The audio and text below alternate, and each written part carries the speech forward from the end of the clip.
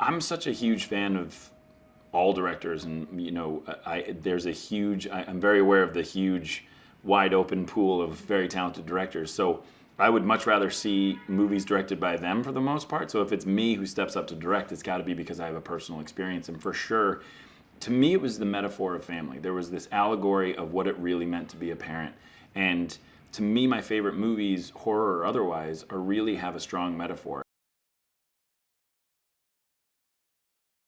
My job is to tell the story about this family. And if you care about this family, then you'll laugh with them, cry with them, and be scared with them. And I remember it was actually something I learned on The Office. Greg Daniels, who created The Office, I remember he said to me one day, he said, your job is not to deliver these lines funny. Your job is just to deliver the lines. And whether people find it funny is up to them. And if people find it sad when you say nice things or cry when you say nice things to Pam, that's up to them too. And I've always taken, it sounds like such a simple thing, but I've really taken that for the rest of my career. So I thought, I'll just apply it to this. I'm not making a scary movie. I'm just going to make a movie about a family. And if their circumstances scare you, then I've done my job right. It was so much fun to write this movie. I think to me, the idea was so good that then it was just about how far can we take it? How deep can we go? And so the idea of how this family communicates goes from sign language to communicating with different colored lights, and then laying out sand paths so that they can walk more quietly and not step on sticks that would make noise, things like that. It was so much fun to just sort of go for it all the way and see how far we could take it. I always said it would be like releasing wolves into like a daycare center or something. We didn't even have a chance with these things. And so the world unfortunately has gone to a dark place because not a lot of people are left. And so these people are living in a world where not a lot of people are left because of these creatures have come and just taken over very, very quickly. As I was pitching her ideas that I was writing in the script, she never read the script. She was just hearing these ideas, and then she started listing actresses that she thought would be really good for the part. And I actually even started reaching out to those actresses. And then one day we were on a plane together and she said, do you mind if I read the script? Are you at that place where I can read it? And I said, yeah, sure. And she read it, and I'll never forget, she turned to me and she looked sick. And so like before I could reach for a barf bag, she just said, you can't let anyone else do this movie. And I truly didn't know what she meant. It was kind of like this weird, surreal moment. And she said, I have to play this part. And I said, are you saying what I think you're saying? I thought it's like she was proposing to me or something. And I said, are you saying what I think you're saying? And she said, yeah, will you let me be in this movie? And I was like, I guess. Yes, I guess we can let you in.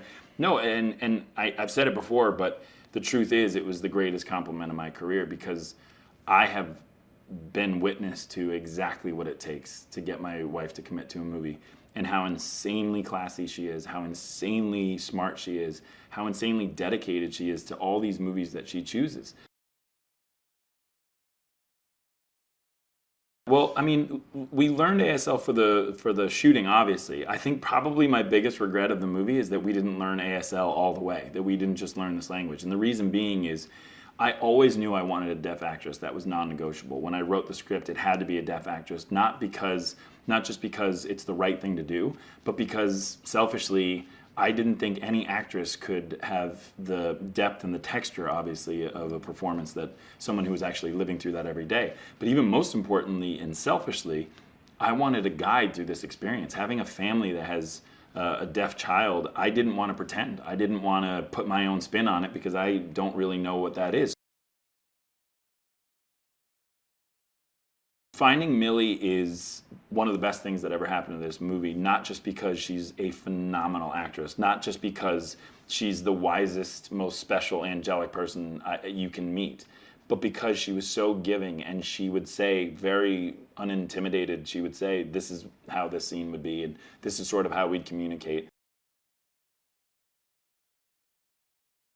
Noah was in The Night Manager, and I thought he did such a great job. And in particular, there was this scene, this is how sadistic it is to cast kids for a horror movie. I was like, well, let's see how good he is at being kidnapped, which is, he gets kidnapped in The Night Manager. That just felt weird to even say. And I watched him, and he got kidnapped very well. He did kidnapped real well. And I remember thinking that takes a lot of guts, and it's really hard for a kid to actually access fear rather than portray fear. And so I did the next logical thing, which is reach out to George Clooney, who had just worked with him in Suburbicon. And I remember I emailed George and just said, listen, I'm looking at this kid, Noah Joop. I think you just got done with him in Suburbicon. Can you tell me anything about him? And he said, what I will tell you, I remember the quote from George was, he's the greatest child actor I've ever worked with. And he said, in parentheses, and I've worked with them all. Being Dr. Ross on ER, I worked with a whole slew of kids. He's the best I've ever worked with, but more than best child actor, he's the best actor I've ever worked with. And he said, and he's the greatest human being, and his parents are the nicest people. You couldn't be walking into a better opportunity. And I thought, that's as good as it gets. And he was absolutely right.